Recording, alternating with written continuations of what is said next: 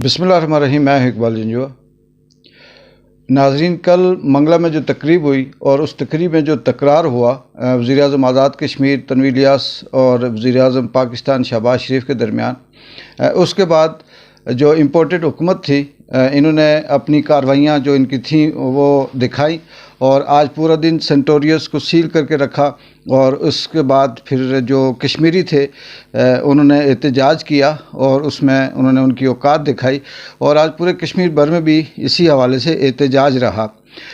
मुज़फ़्फ़राबाद में भी एहतजाज रहा, इस्लामाबाद में भी और दीगर सोशल मीडिया पे भी भरपूर जो इस चीज़ की मज़म्मत की गई कि पाकिस्तान के जो वज़ीर-ए-आज़म शहबाज शरीफ हैं उन्होंने बदतमीज़ी की वज़ीर-ए-आज़म तनवीर इलियास आज़ाद कश्मीर के साथ।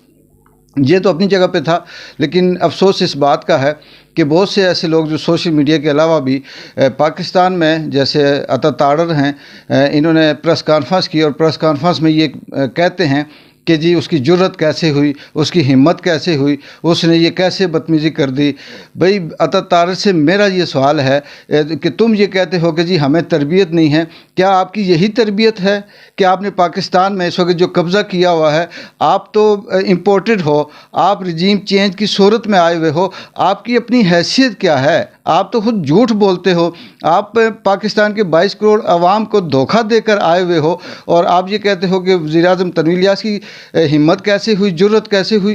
क्या कहा है तनवीर इलियास ने, क्या बात की तनवीर इलियास ने कि आपका जो इम्पोर्टेड जो शहबाज शरीफ है, जो ख़ुद ग़ुलाम है, जो ख़ुद भीख मांगता है, भिखारी की सूरत में उसने हुकूमत ली हुई है, भिखारी की सूरत में वो कुर्सी पे बैठा हुआ है और आप कहते हो जी कि हमें तरबियत है। क्या तरबियत है आपकी? यही है कि लोगों को मारो, यही है कि कब्ज़े करो, यही है कि झूठे केस करो, यही तरबियत आपकी? यही तरबियत है कि वो सेंटोरियस जिससे आपका पाकिस्तान के अंदर हज़ारों के हिसाब से लोग रोज़गार में हैं और रेवेन्यू दे रहा है आपके मुल्क में, और आप उसे कहते हो जी कि उसकी जुर्रत कैसे हुई? क्या कहा उस तनवीर इलियास ने? अता तारर ज़रा ये बता तू कि तू किस तरबियत की बात कर रहा है? तो कौन सी अपनी अखलाकियात की बात कर रहा है? आखिरी दर्जे की अखलाकियात में आप खुद हो, आखिरी दर्जे की तरबियत में आप खुद हो, भिखारियों की सूरत में आप यहाँ पे मुसल्लत किए हुए हो और कोई ऐसा शख्स, कोई साफ़ी नहीं है जो सच बोलता है उस पर आप केस कर रहे हो, जो सच बोलता है उसे आप मार रहे हो, जो सच बोलता है उसे आप, जो आपकी हकीकत सामने लाता है उस पर आप गोलियाँ चलाते हो, जो आपकी हकीकत खोल के सामने लेके आता है आप उसको अगवा करके उसे दहशत गर्दी में मार देते हो और आप ये कहते हो जी कि हम सच बोलते हैं। तनवीर इलियास कहाँ था? क्या आपके घर जाके उसने बदतमीजी की? वो अपनी सरजमीन पे था, वो उस मंगला डैम की ज़मीन पे था, उस मीरपुर की ज़मीन पे था जिस ज़मीन की से बिजली पैदा होने वाली बिजली आपके घरों को रोशन करती है, जिसका बिल आप नहीं देते, हम देते हैं। वो उस जगह पे मौजूद था जहाँ से आपकी फैक्ट्रियाँ चलती हैं, जहाँ से आपके कारखाने चलते हैं और उसका बिल हम देते हैं, आप नहीं देते। आप करप्शन करते हो, आप दो नंबरी करते हो। ये वापडा जो आपने मुसल्लत किया हुआ हमारे ऊपर, और ये ख़ुद दो नंबरियाँ करके, करप्शन करके बिजली खुद यूज़ करता है और उसका बिल हम जैसे कश्मीरियों से लेता है। ये वो बेकारी कौम, ये वो बेकारी हुकूमत, ये वो बेकारी टोला हम कश्मीरियों को ताने दे।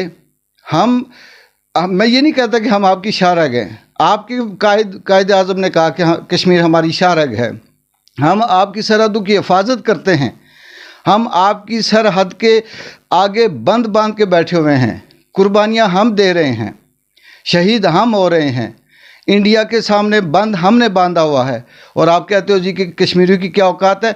आप लोगों पे लानत होनी चाहिए। आप तो उसी पे खाते हो, उसी पे छेद करते हो कि उन कश्मीरियों की कुर्बानियों को आप बुरा कहते हो, उन कुर्बानियों को आप रोनते हो जो जिनकी वजह से, जिनकी कुर्बानियों की वजह से आप इस वक्त तक पाकिस्तान में सलामत बैठे हुए हो। उठाएं फ़ौज का डेटा, देखें कितने कश्मीरी हैं उसमें, देखें कितने कश्मीरी शहीद हुए हैं पाक फ़ौज में, कितने फ़ौजियों ने कुर्बानी दी है कश्मीरियों ने इस पाक फ़ौज में। क्या वो मगरब की सरहद हो या मशरक़ की सरहद हो। लेकिन मुझे अफसोस इस बात का है कि हमारे अंदर भी कुछ ऐसी बेड़े हैं जो सुबह से ये गीत गा रही हैं, जो राग अलाप रही हैं कि जी तनवीर इलियास वहाँ गया क्यों था, اس کو کسی نے دعوت نہیں دی، اس کو وہ بن بلائے چلا گیا، وہ اپنی سرزمین پہ تھا، کیوں بن بلائے چلا گیا، کیوں نہیں دعوت دی؟ سازش تھی نا، آپ نے اپنے آقاؤں کو خوش کرنا تھا، امریکی سفیر کے تلوے چاٹنے تھے، اور ان کو یہ بتانا تھا کہ دیکھیں جی ہم آپ کے ساتھ جو آپ کہیں گے ہم مانیں گے۔ اسی لیے میں نے کل بھی اپنے ویلاگ میں کہا تھا کہ غلام غلام ہوتا ہے، اس کی خواہش نہیں ہوتی۔ عطا تارڑ کو تو شرم آنی چاہیے، جن کی ہسٹری تاریخ میں یہ ہے کہ وہ پاکستان کو برباد کرنے میں ان کے خاندان کا ہاتھ ہے، کردار ہے، شامل ہیں یہ لوگ، اور آج یہ ہمیں وہ دکھاتے ہیں۔ میں تو کشمیریوں پہ حیران ہوں۔ میں یہ نہیں کہتا کہ کسی سیاسی جماعت سے ان کا تعلق ہے، میں یہ نہیں کہتا کہ وہ کسی پی ٹی آئی کے اگر نہیں ہے تو حمایت نہ کریں، میں بینگ اے کشمیری بات کر رہا ہوں، میرا کوئی تعلق نہیں ہے تنویر الیاس سے، میں کسی صورت اس کو پسند نہیں کرتا، لیکن مجھے اس بات کا افسوس ہے کہ ایک کشمیری پہ وہ لوگ جو لکڑی ہماری یوز کرتے ہیں، جو پانی ہمارا یوز کرتے ہیں، جو بجلی ہماری یوز کرتے ہیں، جن کے ہاں کشمیر سے اگر بند ہو جائے ان کی امداد تو وہ بانجھ ہو کے رہ جائیں، کشمیر کے نام پہ کیا نہیں لیتے وہ؟ اگر اتنی زیادہ تکلیف ہے تو چھوڑ دیں، کیوں ہمیں غلام بنانے کی کوشش کر رہے ہیں؟ کیوں قبضہ کیا ہوا ہماری زمین پہ، اور یہاں سے وہاں بیٹھ کے بھاشن دے رہے ہو؟ میں تو فاروق حیدر صاحب آپ پہ بھی افسوس ہے کہ آپ ایٹیکیٹ سکھاتے ہیں، یہ نہیں کرنا چاہیے تھا، وہ نہیں کرنا چاہیے تھا، وہ نہیں بولنا چاہیے تھا۔ اس کی حیثیت کیا ہے؟ کیا کہا تھا تنویر الیاس صاحب نے؟ یہی کہا کہ مجھے 2 منٹ چاہیے، میں نے صرف یہ بات کرنی ہے کہ آپ نے کشمیریوں کا نام نہیں لیا، آپ نے کشمیری کی قربانیوں کا نام نہیں لیا، اور اس پہ وہ کیا مہاراجہ بن کے بیٹھا ہوا تھا؟ اوقات حیثیت کسی کو پتہ نہیں ہے، جو بیگ کی صورت میں آ کے بیٹھیں اور آ کے ہمیں بھاشن دیں۔